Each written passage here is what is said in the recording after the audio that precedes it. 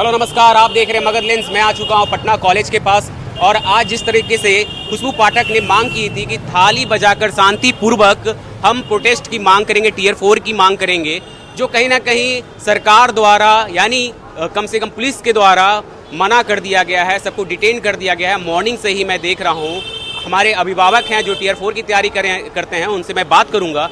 क्या हुआ आप लोग के साथ, क्या दिक्कत हुआ है? यहाँ पर जितने भी छात्र प्रतिनिधि थे, छात्रों के अगुवाई करने वाले जो आंदोलनकारी थे, उसको बिहार पुलिस ने उठाने का, डिटेन करने का काम किया है। तो जिस तरीके से हम देख रहे हैं हमारी आवाज़ को मतलब कि रोक रही है सरकार, ये तो गलत कर रही है ना? ये पूरी तरह से तानाशाही पर उतर चुकी है। जो लोकतांत्रिक अधिकार मिला था छात्रों का, जनवादी अधिकार मिला था, उस अधिकार को पूरी तरह से रौंदने का काम कर रही है। तो क्या आप लोग का आगे क्या मतलब मांग है, किस तरीके से आप आगे इस कार्यक्रम को बढ़ाएंगे? क्योंकि टियर 4 कम से कम 2 साल हो चुका है, आप लोग को देख रहे हैं प्रोटेस्ट करते ही जा रहे हैं मगर कुछ हासिल हो नहीं रहा है, तो क्या आगे आपका ये है कार्यभार रहेगा? इधर दिखाइए कुंदन, कैमरामैन। तो देखिएगा कि सरकार जो है कि 2 सालों से सिर्फ आश्वासन दे रही है, जल्दी होगा, लेकिन ये नोटिफिकेशन जारी किया नहीं। ऊपर से मेंस और पीटी का जो है कि और 2 एग्ज़ाम का बोझ लाद रहा है। तो जो स्टूडेंट हैं उनका साफ डिमांड है कि आप बीपीएससी टीआरई 4 का जो नोटिफिकेशन है पुराने पैटर्न के आधार पर जारी कीजिए। आप लोग का मांग है कि 1 एग्जाम होना चाहिए, है ना? 1 एग्ज़ाम 1 रिजल्ट। अच्छा। लेकिन आप जो है कि यहाँ पर छात्रों को नोटिफिकेशन नहीं देना है, उनको जो है कि जॉब नहीं देना है, उनको जो है कि सिर्फ दौड़ाना है। अच्छा, एक चीज़ और देखा जा रहा है कि एडीओ जैसे एग्जाम जो काफ़ी अच्छा एग्जाम था, उसमें भी कहीं ना कहीं धांधली बीजेपी की सरकार में हो जाती है। अभी बीजेपी की सरकार चल रही है, तो क्या कहना चाहेंगे उसके प्रति? ये सरकार पूरी तरह से बिकी हुई है। शिक्षा माफियाओं, जो माफिया लोग हैं, जो सेटिंग गेटिंग करके और छात्रों के भविष्य के साथ खिलवाड़ कर रहे हैं, जो मेहनती छात्र हैं उनके भविष्य के साथ खिलवाड़ कर रहे हैं।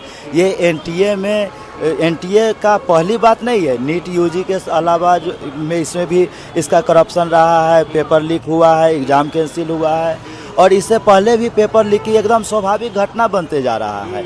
ये जो सेंट्रल गवर्नमेंट है पूरे एग्ज़ाम को सेंट्रलाइज कैप्चर करके और छात्रों के भविष्य के साथ खिलवाड़ कर रहा है, उसका जीवन का गला घोट रहा है। ये बिल्कुल तानाशाही, दकियानूसी, अमानवीय सरकार हो चुकी है, जिसको आम छात्रों के जीवन से, भविष्य से कोई लेना देना नहीं रह गया। शुभ नाम? शिव कुमार टियर 4 के छात्र हैं, उनसे बात किया तो वो यही कह पाए हैं कि टियर 4 जैसे अभी तक एग्ज़ाम जो है सरकार द्वारा नहीं दे पाए। आइए एक छात्र और बैठे हुए हैं, काफ़ी सैड दिख रहे हैं, उनसे भी बात करूंगा। आज टियर 4 का आप लोग का प्रोटेस्ट था, तो क्या हुआ? आप लोग टियर 4 का प्रोटेस्ट में क्या मतलब सुबह से क्या आप लोग का मतलब क्या हुआ? सुबह से जैसे ही हम लोग आए उसी तरह से पहली बात तो है कि पटना कॉलेज के गेट नहीं खोल रहे थे, उसके साथ साथ जैसे ही विद्यार्थी लोग पहुंच रहे थे, परीक्षार्थी, उसी तरह से डिटेन कर लिया जा रहा था, उनको गिरफ्तार। डिटेन क्यों? मतलब आप लोग तो कहे थे कि सिर्फ थाली और शांतिपूर्वक मांग करेंगे, तो डिटेन क्यों? यही तो आपकी बोलने की मतलब बोलने की आज़ादी भी अब नहीं रहा। जो थोड़ा भी स्पेस था पहले, अब वो भी खत्म हो चुका है।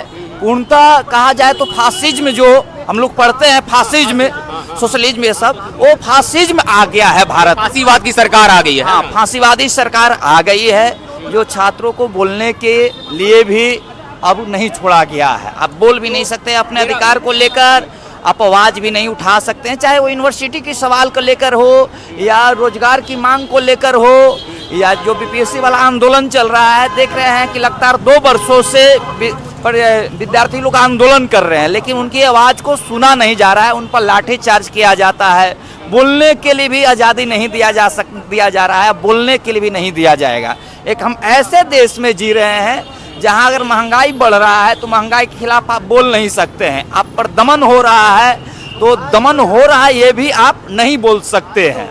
ये ऐसे देश में रह रहे हैं और देख रहे हैं किस तरह से ये मोदी सरकार, बिहार की सम्राट चौधरी लोगों का आंदोलन जो जन आंदोलन है उसको बर्बरता पूर्वक दमन करने का काम कर रही है। देख रहे हैं किस तरह से रेपिस्ट लोगों को खुला छोड़ा जा रहा है। हाल ही की घटना है यूपी के मेरठ में, जो एलएलबी की छात्रा के साथ रेप किया, जो दोषी था वो 9 महीना के बाद जेल से छूटा, उसको फूल माला से स्वागत किया जाता है। बीजेपी की सरकार, सम्राट चौधरी बीजेपी में है, मोदी जी बीजेपी में है, यही बीजेपी सरकार बलात्कारियों का संरक्षण देने का काम करती है।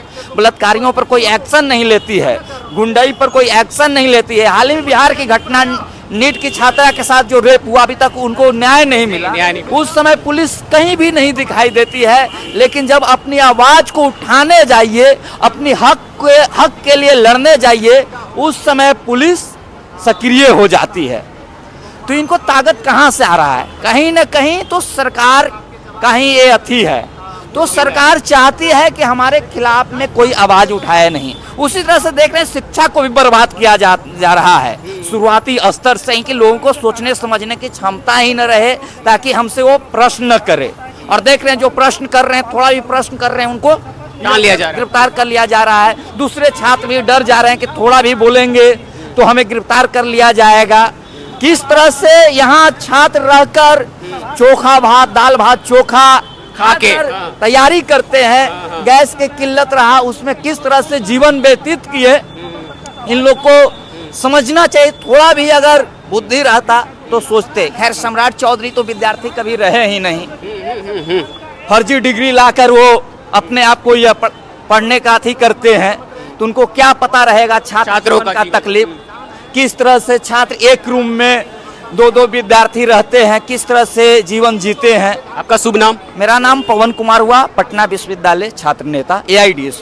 पटना विश्वविद्यालय के छात्र पवन कुमार हमारे साथ थे। वो भी कहीं ना कहीं सरकार से बहुत ही खेद जता रहे हैं। मैं आकाशदीप, कैमरामैन कुंदन कुमार के साथ। आप देख रहे हैं मगध लेंस। लाइक सब्सक्राइब करें। धन्यवाद।